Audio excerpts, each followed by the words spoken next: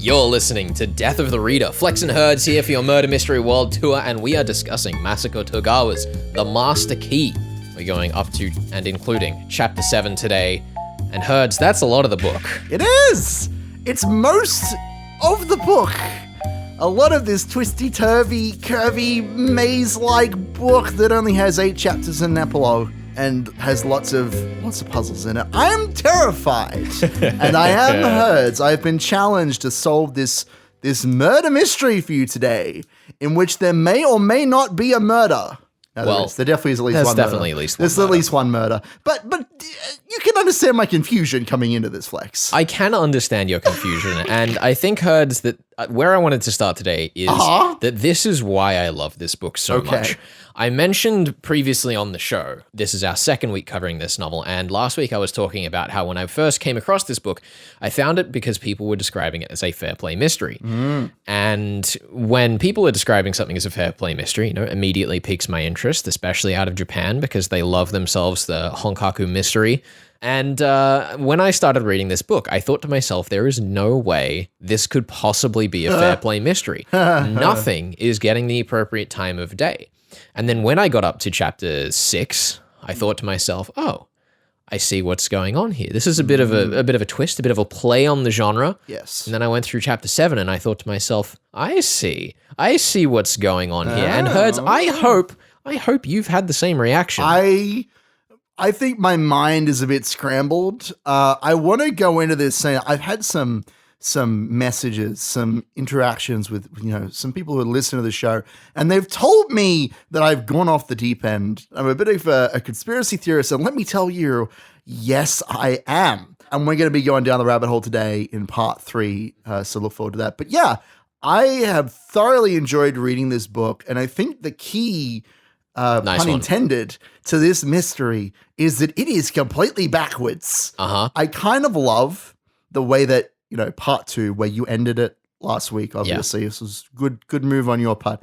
Ending part 2 with, somebody's trying to get in the bathroom downstairs, and somebody's telling me about how Miss Ueda has killed herself. We end chapter 7 at that moment again. I know, it's really which is nice. Wonderful. This is a story on a whole about motherhood and secrets and tragedy and cycles. And in a sense, the Master Key is our point of view character.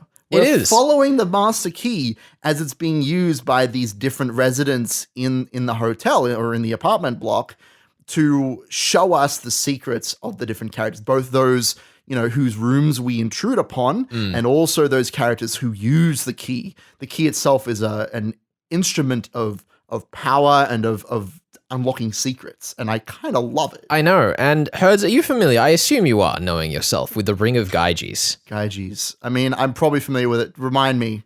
So the Ring of Gyges is a famous philosophical parable where basically if you were to get a ring that turned you invisible, would you, having the power to avoid being held responsible for your actions, commit crimes? Yes. And that is basically what goes on in this book, is that we hand around the proverbial Ring of Gyges, the Master Key, to various characters, and we get a character study of them with accountability removed from themselves. Yeah, and I think it's also important to kind of note here that the theme of the story, as far as I can understand it, is not just that people have secrets, right? Like the framing device of this story is that there's all these elderly women who have had full lives or less full lives, but who all have some tragic trauma, some secret that they're trying to hide, but also that secrets will always come out, and there is always someone lurking just around at the foot of the bathroom door stairs to observe. There's one character in particular named Sua Yatabe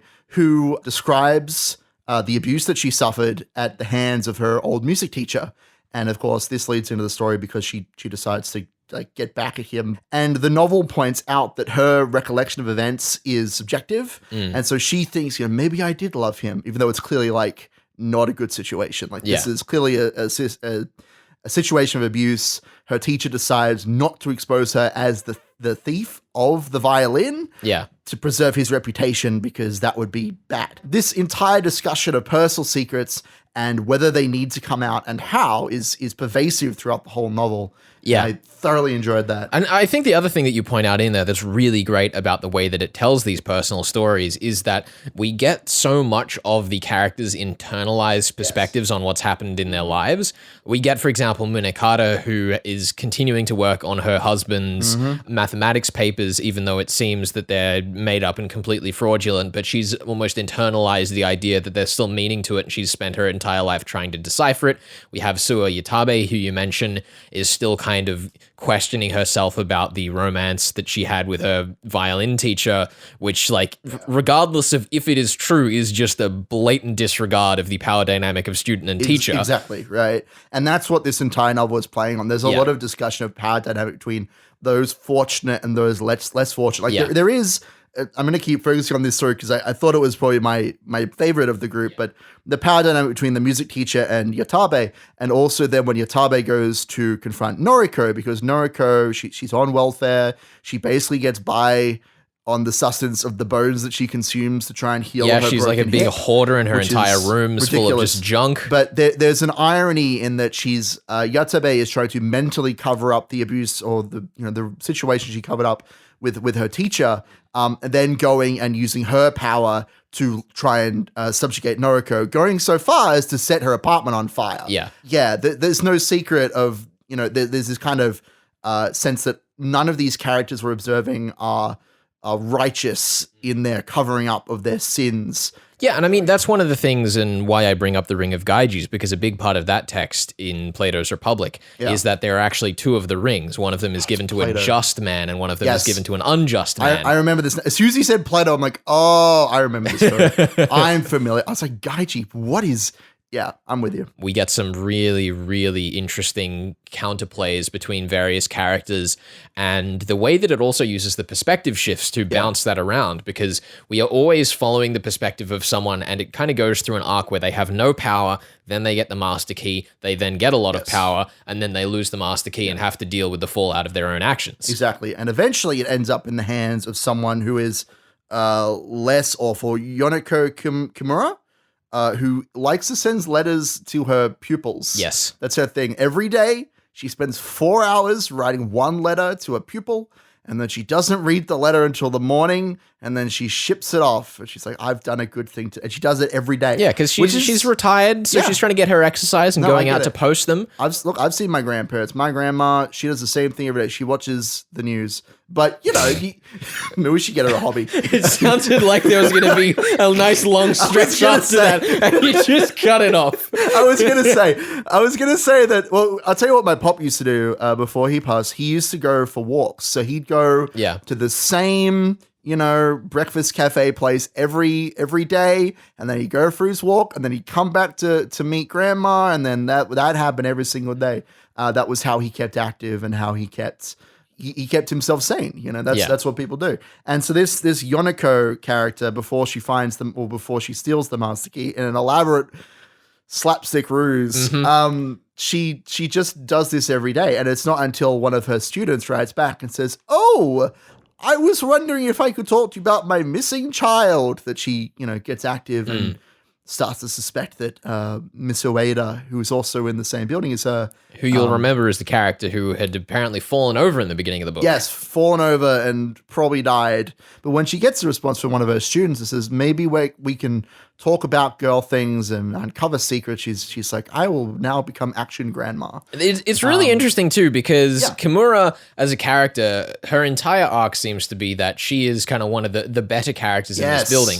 But once she gets the master key, she still starts to have this kind of vigilante justice sense. Yes. And even though it kind of makes sense that she's like, oh yes, I want to help this student who's improved herself beyond the kind of salacious child that she used to be when I taught her, kind of repairing that relationship that she has regrets about. She still starts to go about and just make unfounded maneuvers about people in the building based on assumptions that have very conspiratorial basis. Yeah, well, that's the kind of funny thing is that she basically uncovers the information we were shown at the start of the novel. This character is specifically here to become our detective in the 11th hour. Yeah. And to make sure that the reader is on the right track while also sprinkling in clues to the actual mystery beyond just who killed the baby, because we know that there's a broader mystery here.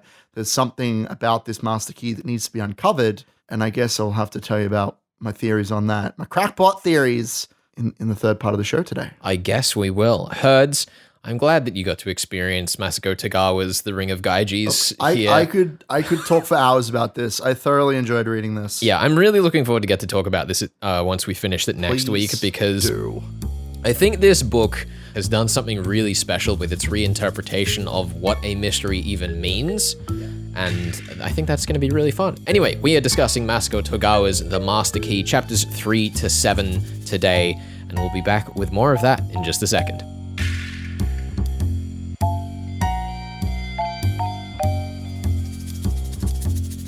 You're listening to Death of the Reader. Flex here with you. I'm thrilled to be joined on the line by Rebecca Starford, author of the memoir Bad Behavior and the recent historical spy thriller The Imitator. Rebecca is also the CEO and publishing director of Kill Your Darlings, a magazine celebrating and fostering upcoming writers from all around Australia. Rebecca, welcome to the show. Hey, thanks for having me. So, here on Death of the Reader, Herds and I are intimately familiar with Killing Our Darlings, trying to pick which of your innumerable talking points to squeeze into a half-hour episode. Why is it that Killing Your Darlings is so important to the creative process, and how did that shape the magazine when you started it back in 2010? Yeah, I mean, we when we began the magazine, which was began its life as a print periodical, we were all editors around the table, and obviously we cared a lot about editorial process and the way that editing has the capacity to shape emerging writers in particular, who we wanted to showcase in the magazine. So Kill Your Darlings is a quote that's attributed to William Faulkner, which speaks, specifically about that editing process, that in order to improve yourself and to kind of advance your writing style and your writing technique, you need to be prepared to kill your darlings. And so that's been something that we've carried through the entirety of the magazine, and it really informs our style, where we like to work closely with our writers in terms of shaping their work and enabling them to produce the best possible piece at the end of that editorial process. So the internet has really opened the field for writers all around the world with online discussions, magazines like yourself moving online with workshops and more. Why should budding writers be engaged in that editorial process, or creatives of any type, I suppose, and using these tools to improve their craft? For me, I occupy a kind of interesting space. I am, as you mentioned, I'm a published writer myself, but also I, have worked and continue to work for trade publishers in Australia. I've worked in-house, and I now freelance working with books as an editor. So to me, that editing process, although a writer comes to a publisher, whether it be a magazine or a book publisher, with the work that they have produced, the publishing process, in many senses, is a collaborative one.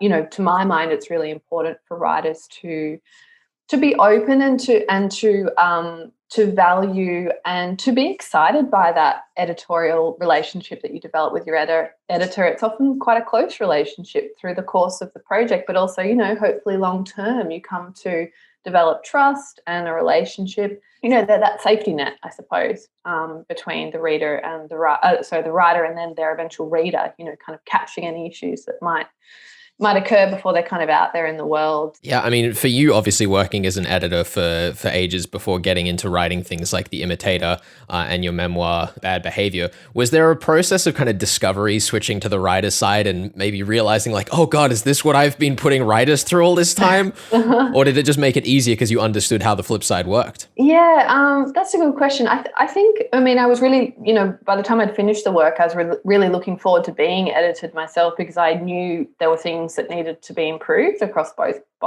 projects. So, that's something I was really kind of anticipating. But, I think about, as an editor, it's about asking the right kinds of questions and how we phrase those questions to a writer in order to draw out, maybe not directly the question, even the answer to the question you're asking, but for them to kind of look at their work afresh. So, it's been, for me, it's been really, really fantastic to have, experiences on both sides. One thing that I found that Kill Your Darlings do recently that I was really excited to see was showing your working, where feature writers share their workspace, their workflow, and all the other details that often get lost under questions about the act of writing itself. And the example that springs to mind for me is your discussion with Annie Cottrell and Kill Your Darlings about immersing yourself in Verolyn and 1930s music while you're writing The Imitator.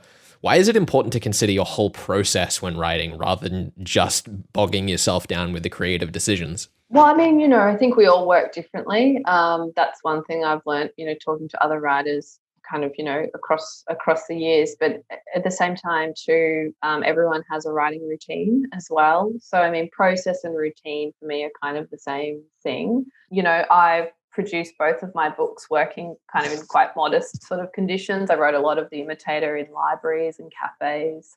I do have my own office space at home, but I share it with like the cats and the dog, and my son's forever kind of barging in. It's like you kind of make what you can of the situation. You just leave the keyboard out, and suddenly the cat's written a chapter without you knowing anything. That's right. Some of the best lines of the novel I can't even claim as my own. But again, you got to kind of. I think, if you're passionate about wanting to write and to produce something, you've got to kind of turn up. You got to kind of turn up for work, and whatever that shape of your routine is, that's okay.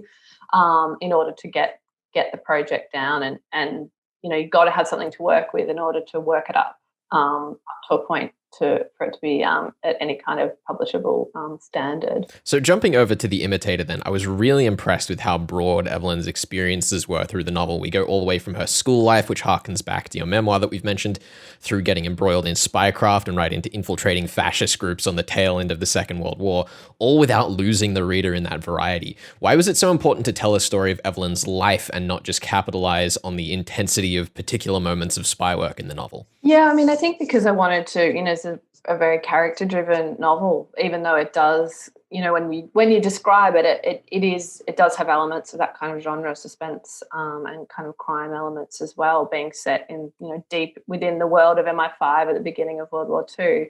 So it was kind of straddling those two intentions. But I was, really, in order for me to kind of understand what would draw a young woman into this kind of work and what would enable her to kind of continue in this role and to, succeed to very extents in that role, I needed to understand who she was, and that required me to kind of go backwards in time. Evelyn's family aren't wealthy or influential or quasi-aristocratic, and so she's trapped between those two worlds.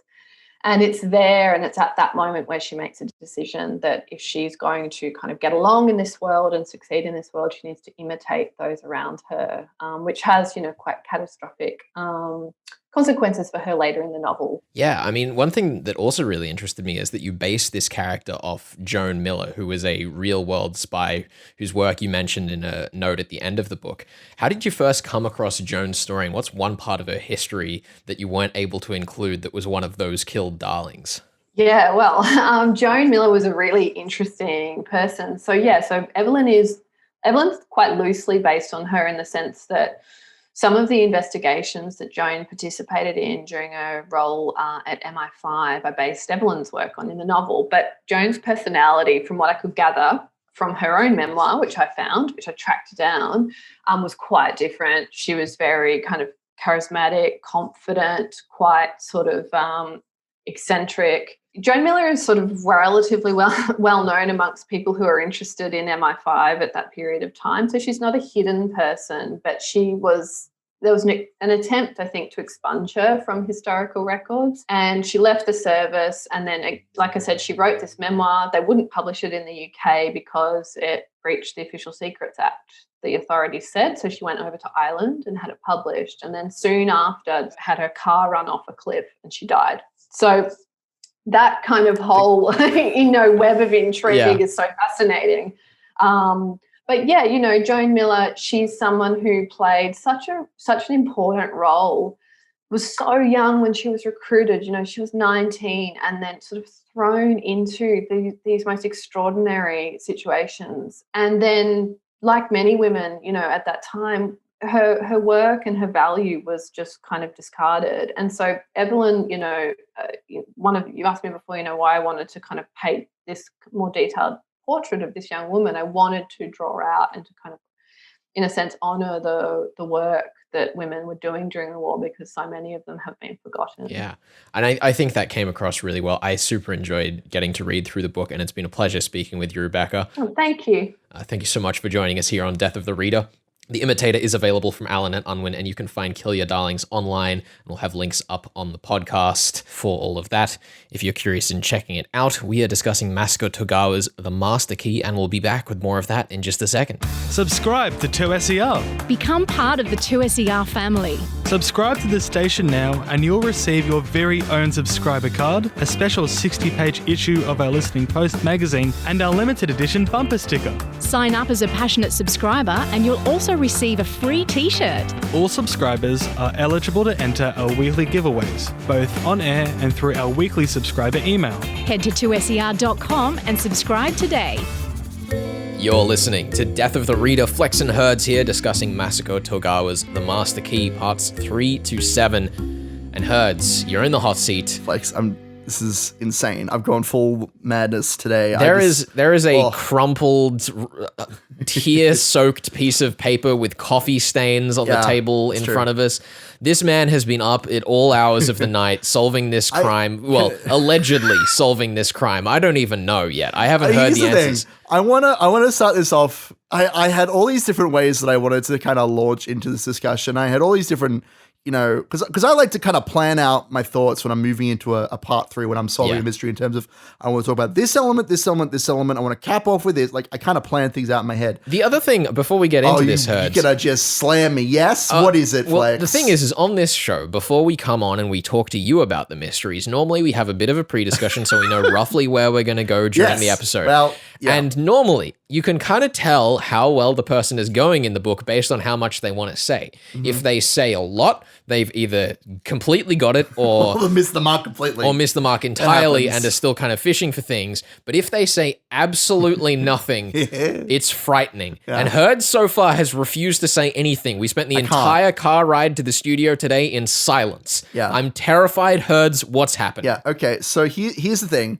I say all of this because I had a segment where I wanted to talk about pieces of information that I knew were true because of thematics and like intuition in the story, but that I couldn't justify. I am now at a point where I can explain most of those things because I went back and did like 2 extra reads through the novel. The perspective again that I went into this was that all of these different subplots have to mean something. They have to be heading somewhere. They're showing us the power of the Master Key, but the only way that these separate elements of the story make sense is if there's someone pulling the strings, because the newspaper is in the incinerator. The violin is magically procured at the end, and the priest has to know all the secrets of the people in the building. Now, I'm going to get right into it. I've baffled around long enough. All right, let's hear it. There is only one character, two characters who might fit the bill here, and I am, of course, talking about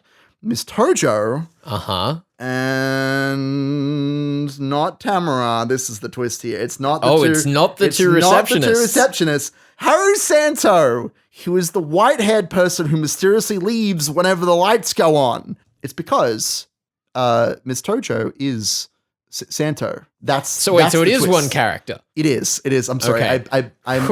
That was a little bewildering. Okay, so hold on. You're saying yes, for the past 7 years, maybe not quite 7 years, but up to 7 years, yes, the receptionist has been masquerading in the dark with a wig around this building, and nobody has noticed. Yes, because she's on the 5th floor and people don't move around much. They're old people. Flex. I mean, that's it. I don't have an issue with that. That's fine. That's some mystery grade stuff, Herds. Yes. The thing I'm confused about, though, Herds, is that the things that the priest is saying at the seance are not things that anyone at any point in the story says to Tojo. And there are some things that characters... Hold on. There are some things that characters have explicitly observed as being things they kept secret, like Suiyatabe's relationship with her violin teacher. Imagine a train. It's got all these cars, and you got a master key that like opens all the doors. What happens when the master key goes missing? Well, the conductors, they have their individual keys. They have one for the train cars that they're in. I think that the actual like twisty twist here is that Tojo is going around snooping on people because she has a second master key. There are 2 receptionists. And hold on, and Tamara doesn't know about this? Yes. She's explicitly stated A, to be younger, and B, she's always catnapping. And that means that whenever Tamara's on duty, Tojo can be off doing her white hair shtick and like snooping on people. Also, at the end of part 2, she's like, I'm going to go give this key to someone to check the bathroom door. Oops, I almost forgot my crutch. I don't think her leg is as bad as she says it is. I think she's active. I think she's up and about. She's like, oh, I'm an old lady receptionist who doesn't know anything and can't wander around the building collecting things. Hold on. So you're trying to say, having just ranted in the first part about how Miss Kimura is the detective of this story who shows up at the 11th hour, are you now suggesting to me that our actual detective all along has been Miss Tojo? Yes. And that she's going to come in screaming, okay. Here's the thing. I don't think she needs to scream. I think because she knows. She was the person who like saw the baby being put in the bathtub ages ago. So what this is taking a long time to go down to the point, and we're not even done yet, but she basically is using the priest to get people. She's trying to like expose all the secrets of people in the building through the priest's like seances. So now you're saying that one of the 2 detectives in the story has withheld information for all of these years and is now using that information against other people in the story to blackmail them. It's been not even blackmail, it's been a long con to like expose the baby in the bathtub. I think that's the point. You think that a character who was there to witness the scene has decided to enact justice by waiting 7 years to establish a cult, to heal a violin player's fingers, to solve the murder of a baby in the basement. Yes. Let me be clear. I think that the finger thing is a trauma thing. It's not a magic thing. I don't think that What's-Her-Face is in on it. Violin Lady's in on it. Also, we need to talk about George. I need to get there. How many layers deep does this go? We need to talk about George. Let's talk about George then. This is too much. George is alive. I knew this in my heart, Flex. I knew this in my soul. This must be true because Keiko says that she has a mother's intuition, and mother's intuitions are never wrong. There is a note. There is a mention. One of the big clues we're given for figuring out where George is. Keiko finds it very strange that there is an American woman reading her son's comic book. And so she leaves this child on her own, on his own, and then he's missing. The American woman is, in fact, the second wife of Mr. Kraft. And he put the advertisement in only the Japanese papers so that she wouldn't find out about it. Listen, the wild theory you gave us for Inspector Imanishi Investigates, which you can catch up on the podcast. Insane theory that you should all listen to. That surprised me, Hertz. Yeah. This is the most incoherent mess of a theory I think you've ever presented on the show. This is the year where I finally regained my old roots as the conspiracy man. And we blow this show wide open. This is it. I think I'm going to need to speak to a therapist, not ask questions about this theory, Hertz. What if I was your therapist? What if I ask you questions about the dreams and how they make you feel, Flex? All right, so I have this co-host on my show. Yeah. And we solve murder mysteries together. Sounds good. That's very fun. And he comes on the show, and I try to do my best to solve these murder mysteries. I spend a lot of time going back and forth and making sure that I've gotten the themes tied out. And so far we've had a great track record. It's a lot of pressure, but we've managed to solve these books as we keep going. But I feel like my co-host just isn't taking it seriously anymore. Do you think that maybe he has lost his mind? I mean, the thought has crossed my mind, but interesting. I think he might just be trying to screw with me and you. He may be trying to reduce my credibility. Perhaps in your dreams, you think I haven't slept for weeks. Maybe Hertz is trying to supplant Hold on, how do you know his name? I never said his name to you. I am a big fan of show, you see. Well, that's a conflict of interest, unfortunately, as much as I appreciate your listenership. Pack up my bags and put my stethoscope away. Do you think maybe that we should talk about the child? I think we can do that next week on the show. I guess so. You're listening to Death of the Reader. We are discussing Masako Togawa's The Master Key. Next week on the show, we will be looking at the last chapter, the one last chapter and the epilogue of this book. Herds, Flex. why? Even see you next week on the next episode of Death of the Reader. Thank you for listening. This is 2SER 107.3.